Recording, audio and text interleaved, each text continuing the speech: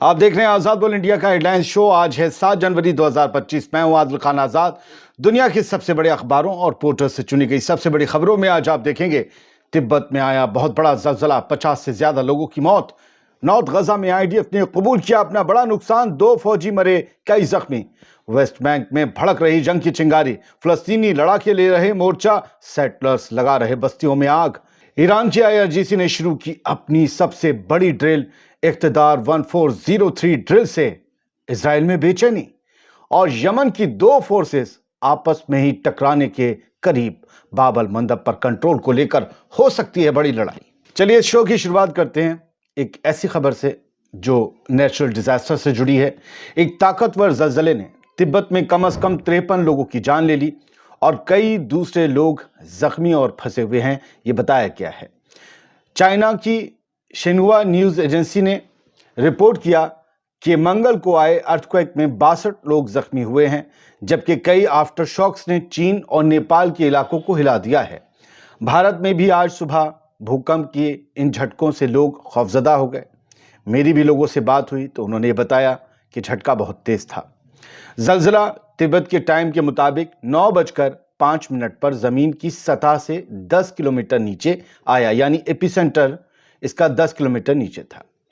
China earthquake networks centre के मुताबिक इसका मैग्नीट्यूड 6.8 रिकॉर्ड किया गया है, लेकिन यूनाइटेड स्टेट्स जियोलॉजिकल सर्वे ने इसका मैग्नीट्यूड 7.1 मेजर किया है। जाहिर सी बात है, इसी से पता चलता है कि ये जलजला बहुत तेज था और बहुत बड़ा था। तबाही की तस्वीरें बताती हैं कि तिब्बत को इसका सबसे ज्यादा नुकसान उठाना पड़ा है। तिब्बत पहाड़ी एरिया है, आबादी कम है। इस एतबार से सोचें तो आबादी का बड़ा नुकसान नहीं हुआ। ये किसी डेंस पॉपुलेटेड एरिया में अगर होता 7.1 तो क्या तबाही का मंजर होता, आप बस अंदाजे लगा सकते हैं। फिलहाल तिब्बत के लोगों के साथ हमारी दुआएं हैं कि वो जो भी अब जख्मी हुए हैं उन्हें जल्द से जल्द शिफा मिले और वो सलामत रहें, और जो मर गए हैं उनके लिए दुआ है। गजा में इजरायली फौजियों का कब्रिस्तान बन रहा है। जो खबर हमने कल सुबह बुलेटिन में कल सुबह आपको दी थी, उसे आज इजराइल ने कबूल कर ही लिया कि नॉर्थ गजा में उसका बड़ा नुकसान हुआ है, जानी और माली दोनों। इजरायली अखबार लिख रहे हैं कि नॉर्थ गजा में इजराइल के 2 फौजी मारे गए और 4 बुरी तरह से जख्मी हुए हैं। इनके जिंदा बचने के कितने चांस हैं ये कोई नहीं जानता, इसलिए हम कोई गलत दावा नहीं करेंगे। ये उन 2 मारे गए फौजियों की तस्वीर है। ये लोग गजा गए थे, फिर वहीं से दुनिया से चले गए। इजरायली फौज के स्पोक्स पर्सन ने 2 फौजियों की मौत और 4 दूसरे फौजियों के जख्मी होने की तफसील दी है। इस तफसील के मुताबिक मरे हुए फौजियों में से एक ऑफिसर और कैप्टन की पोजीशन पर तैनात था और आईडीएफ की नाहल ब्रिगेड की 932वीं बटालियन में डिप्टी कंपनी कमांडर के तौर पर सर्विस कर रहा था। इजरायली मीडिया के मुताबिक ये वाकया बेत हनून नॉर्थ गजा में इंटेंस क्लैशेस के दौरान हुआ, जब हमास के लड़ाकों ने इजरायली फौजियों पर एक एंटी टैंक मिसाइल दागी और फौजियों को मार डाला। इसके अलावा अल कस्साम ब्रिगेड ने कई टैंक्स और आर्मर्ड व्हीकल्स उड़ाने का भी दावा किया।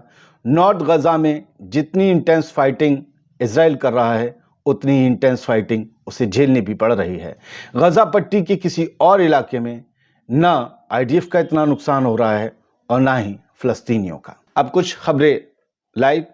वेस्ट बैंक में भी लगातार, जो फलस्तीन का वेस्ट बैंक है, वहां पर भी लगातार हमले बढ़ते जा रहे हैं इजरायली फौज के, और उन्हें वहां भी मुकाबला झेलना पड़ रहा है हमास और बाकी लड़ाकों का, जो खास तौर से वहां फलस्तीनी इस्लामिक जिहाद और दूसरे मूवमेंट्स एक्टिव हैं हमास के अलावा। हमास का ज़्यादातर होल्ड गजा में था या एक्टिवनेस भी यहाँ पर थी। खैर, वेस्ट बैंक में 3 फलस्तीनी मारे गए हैं।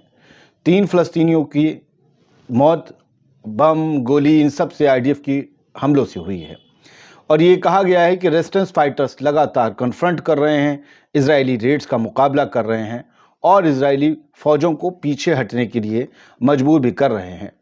प्रेस टीवी की खबर ये बताती है कि सिर्फ इजरायली फौज ही नहीं, वेस्ट बैंक में सेटलर्स भी अपने करतब दिखा रहे हैं, ऐसे करतब जो लोगों की जिंदगी पर भारी हैं। ये बाहर से आए इजरायली सेटलर्स जो अब यहाँ बस चुके हैं फलस्तीनी ज़मीनों पर, इन्हें कहा जा रहा है कि ऑक्यूपेशन के फौजियों का यानी इजराइल के फौजियों का सानिध्य प्राप्त है, हिंदी समझिए। उन्हें उन्हें कहते हैं ना, उनकी निगहबानी में, इजरायली फौजियों की निगहबानी में ये सब हरकतें कर रहे हैं। कल रात भी इन्होंने रेड की वेस्ट बैंक के कई गांवों में और वहां पर घरों को आग लगा दी, व्हीकल्स को, गाड़ियों को, फ़लस्तीनियों की गाड़ियों को, घरों को आग लगा दी। उनके बिल्कुल कहते हैं ना कि उनको तोड़ देना इकोनॉमिकली, ताकि वो यहाँ से चले जाएं और फिर ये उनकी ज़मीनों बागात को कब्जा लें। 7 जनवरी की ये खबर है, बहुत डिटेल है, ज़्यादा डिटेल में जाने की क्या ज़रूरत है। सब कुछ वही है जो हो रहा है 75 सालों से। अल जज़ीरा की खबर ये बताती है कि पिछले 15 महीनों से जो हो रहा है वो भी जारी है। दर्जनों लोग मारे गए हैं। मोर फ्यूनरल्स इन गजा। गजा में कुछ और जनाजे आज भी निकले। इजराइल ने अपनी बॉम्बिंग तेज़ कर दी है और अल जज़ीरा की ये खबर आगे बताती है कि 28 फ़लस्तीनियों की जान पिछले दिन गई है। 6 जनवरी को 28 फ़लस्तीनियों की, जो अल जज़ीरा के पास 7 जनवरी में अब तक का आंकड़ा है वो ये है। और लगातार वर्ल्ड फूड प्रोग्राम के भी काफिलों पर हमला हो रहा है। यूएन लगातार कह रहा है कि हालात बहुत ख़राब हैं, बद से बदतर हैं। फ़लस्तीनियों की जान गोली से नहीं तो भूख से चली जाएगी, भूख से नहीं तो ठंड से चली जाएगी। हमें फ़ौरन कुछ करना होगा, वरना हम कुछ भी कर लें, कुछ कर नहीं पाएंगे। इस सेंटेंस को समझिएगा, अगर देर हो गई तो कुछ भी कर लें, हम कुछ कर नहीं पाएंगे, हमारे इख्तियार से चीज़ें बाहर निकल चुकी होंगी। अब कुछ न्यूज़ नेटवर्क ने जो आज एक तस्वीर शेयर की है, देखिए और घबराइए। ये खुशहाल गांव हुआ करता था, इसके आसपास बागात और खेत थे। प्लैनेट की तरफ से तस्वीर शेयर की गई है, इसे फुल फ्रेम देखिए। ये गज़ा का एक गांव है। ये नॉर्थ गज़ा में बेत हनून का एक गांव है। इसका नाम है इस्बत बेत हनून। यहाँ 7,400 लोग रहा करते थे। अब यहाँ पर कोई घर सलामत बाकी नहीं है। 90% घर बिल्कुल ऐसे साफ हुए हैं जैसे ब्लेड से जड़ से ख़त्म कर दिए गए हों। ये टॉप व्यू है, एरियल व्यू है। यहाँ जो भी बिखरा हुआ आपको ग्रे कलर का दिख रहा है, उन इमारतों का मलबा है जो कभी यहाँ खड़ी हुआ करती थीं। ये फ़लस्तीनियों के घर हैं। ये IDF और इजराइल की कारगुजारी है। आसपास के खेत भी तबाह हो गए हैं। खैर, फ़लस्तीनियों ने जितना झेला है, जितना बर्दाश्त किया है और जितना मुकाबला किया है, दुनिया की किसी कौम ने नहीं किया है कि कंटिन्यूसली इतनी दहाइयों तक जुल्म झेलते आएँ और खड़े रहें अपनी ज़मीन के लिए। कोई कुछ भी कर ले, लेकिन फ़लस्तीनी अपनी जंग खुद ही लड़ रहे हैं। हाँ, ये और बात है कि यमन के हाउथीज़, लेबनान के हिज़्बुल्लाह जैसे लोग अपनी कुर्बानियाँ देकर कहते हैं कि हम गज़ा के साथ जंग में हैं, लेकिन उनकी कुर्बानियाँ अभी उस तरीके से काम ना आई। गज़ा में जंग ना रुक सकी। जो चल रहा था वो चल रहा है। बढ़ते हैं आगे। हारेट्स इजराइल का एक बड़ा अखबार है। उसने कहा और लिखा, हारेट्स खुलकर लिखता है, इजरायली हुकूमत के ख़िलाफ़ लिखता है। उसने लिखा कि गज़ा में जो हम कर रहे हैं, जो हमारी IDF कर रही है, उससे ये सवाल उठ रहा है कि हम किस तरीके की इंसानियत का फ़र्ज़ निभा रहे हैं। Israel is losing its humanity in गज़ा।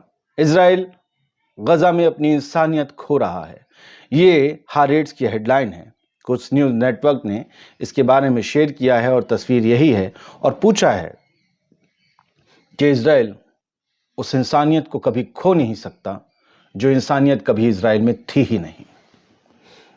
ये एक बड़ी बात है।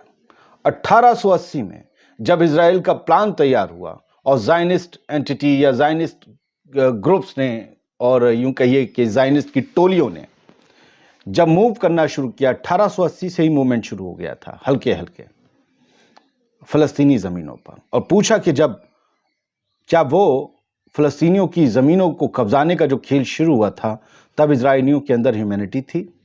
1948 में जब ज़ायनिस्ट मूवमेंट चला और नकबा हुआ, जिसमें 7.5 लाख फ़लस्तीनियों के घर खाली करवा लिए गए, 530 गांवों और सिटीज़ को खाली करवा के फ़लस्तीनियों को उन्हीं के मुल्क में जब बेघर कर दिया गया, क्या तब इजराइल में इंसानियत थी?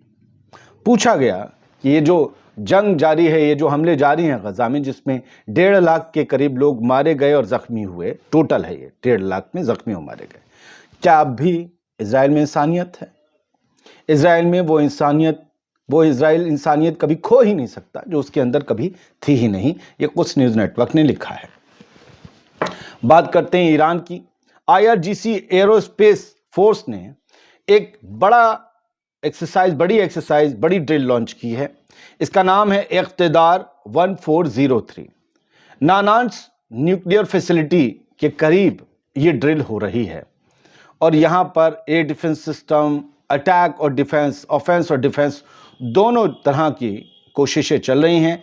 IRGC की ड्रिल अपने आप में बहुत बड़ी है।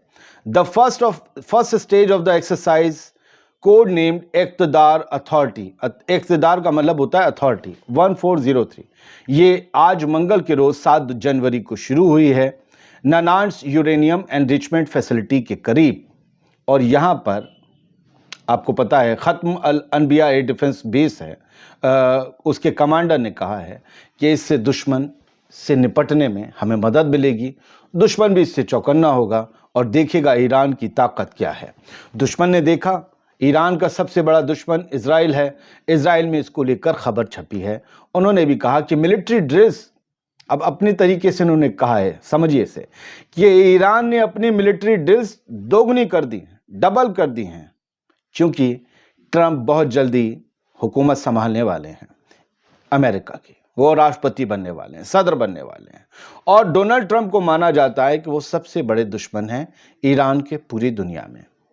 ये वही शख्स हैं, वही डोनाल्ड ट्रंप हैं जिनके कहने पर जनरल शहीद कासिम सुलेमानी को ख़त्म कर दिया गया, शहीद कर दिया गया 2020 में।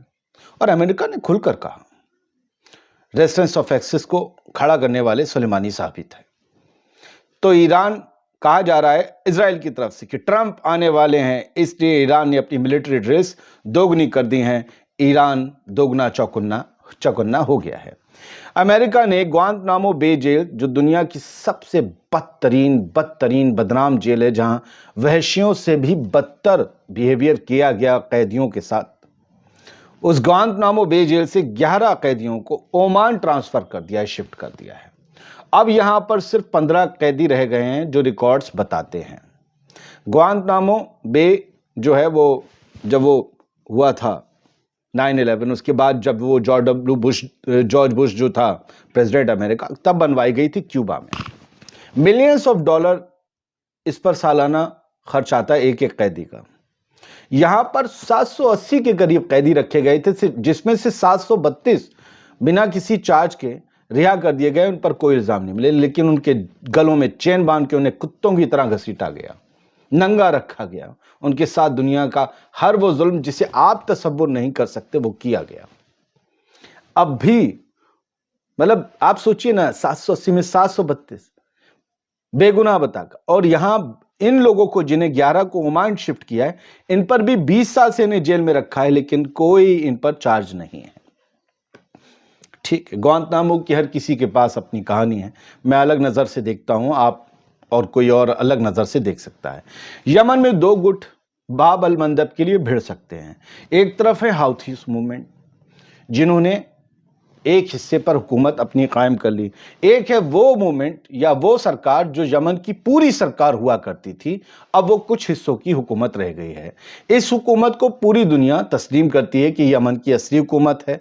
सऊदी अरब से लेकर मिडिल ईस्ट के तमाम देश, या फिर UN, और या फिर अमेरिका और वेस्टर्न मुल्क, उसी हुकूमत। अब उस हुकूमत से जुड़े हुए लोग ये कह रहे हैं कि बाब अल मंदब में जिस तरीके से यमन के हाउथी मूवमेंट ने पूरा ट्रांसपोर्टेशन ठप करके रखा है, बहुत ज़रूरत है कि हम उसको हिफाजत देकर पूरी रवानगी के साथ चलाएं। ब्रिगेडियर जनरल अब्दो मगली को आप देख रहे हैं, ये स्पोक्स पर्सन है यमनी आर्म फोर्सेस के। इधर भी यमनी आर्म फोर्सेस कहलाती है और उधर हाउती कहते हैं यमनी आर्म फोर्सेस असली हमारी है। तो एक जगह जब 2 गुट होते हैं तो असली नकली की, पुराने दद्दा का समोसा और नए दद्दा का समोसा, असली भोला नकली भोला, ये सब चलता है। कन्फर्म देयर, इन्होंने, अब्दो मगली साहब ने ये कहा है कि हमारी कुव्वतें और हमारी तैयारी पूरी हैं। हम हाउथीज की जो थ्रेट्स हैं, उनके जो चैलेंजेस हैं, उनसे तमाम समुद्री रास्तों को महफूज करने के लिए तैयार हैं। बाब अल मंदब स्ट्रेट में जो ट्रेड रूट को, जिसे पूरी तरीके से हाउथीज ने ठप कर रखा है, وہ دنیا کے اعتبار سے صحیح نہیں ہے اور اس پر بہت جلد کام کیا جائے گا۔ ایک نارتھ کوریا کی خبر ہے، ہم نے کل آپ کو بتایا تھا جیسے ہی امریکی سیکریٹری آف اسٹیٹ جو ہیں بلنکن ساؤتھ کوریا پہنچے، وہاں کے جو پریمیئر سے ملاقات کر رہے تھے، ویسی کم جونگ کے اشارے پر نارتھ کوریا نے ایک میزائل داغ دی جو جاپان کے قریب تھوڑا سا جا کر گری تھی سمندر میں۔